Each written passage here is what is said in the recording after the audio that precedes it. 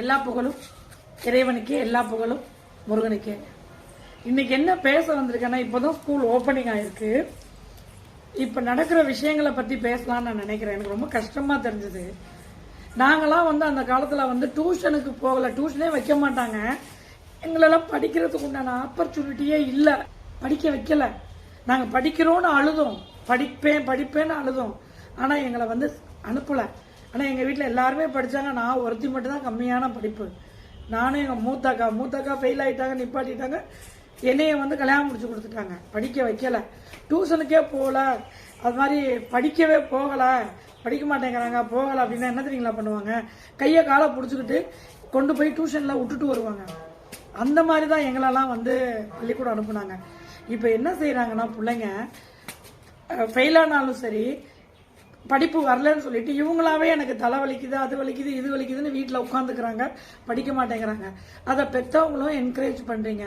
அந்த காலத்தில் நாங்கள் படித்த படிப்பே இவ்வளோ நாள் வரைக்கும் செல்லுபடி ஆகுது. கோர்ட்டில் ஒரு செல்ஃபோன் மிஸ்ஸிங் கேஸில் நான் போயிருக்கப்போ அந்த அம்மா கேட்குறாங்க, உங்கள் அதோட ஸ்டேட்மெண்ட்டை எடுங்க, நீங்கள் இது வரைக்கும் யூஸ் பண்ணின பேங்க் ஸ்டேட்மெண்ட் எடுங்க, அதில் ரூபாயும் சேர்த்து எடுத்துட்டாங்க, அந்த ஸ்டேட்மெண்ட்டை கொடுங்க அப்படின்னாங்க.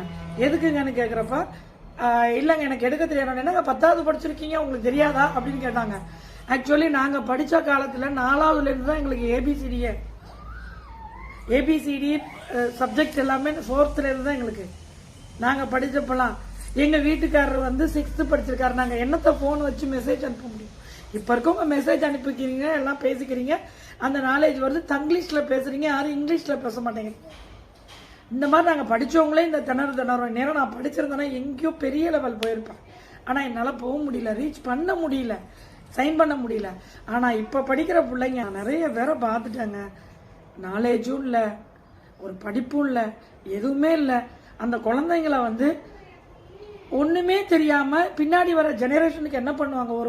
ஒரு பெண்ணோ ஆணோ படித்தா அவங்க குடும்பம், ஆண் படித்தா குடும்பம் நல்லது, குடும்பத்துக்கு நல்லது. ஒரு பெண் படித்தா அந்த வம்சமே முன்னேறும்பாங்க. இப்போ ஒன்றுமே தெரியாமல் நீங்கள் என்ன பண்ணுவீங்க? நாங்கள் இருந்த காலத்துலேருந்து இங்கே வரவே திக்கி திணறோம்.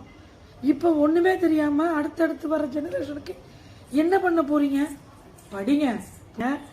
பாம்பு அழகா இருக்கு, உங்கள் பிள்ளைங்க விளையாடுது, நீங்கள் என்ன சொல்கிறீங்க?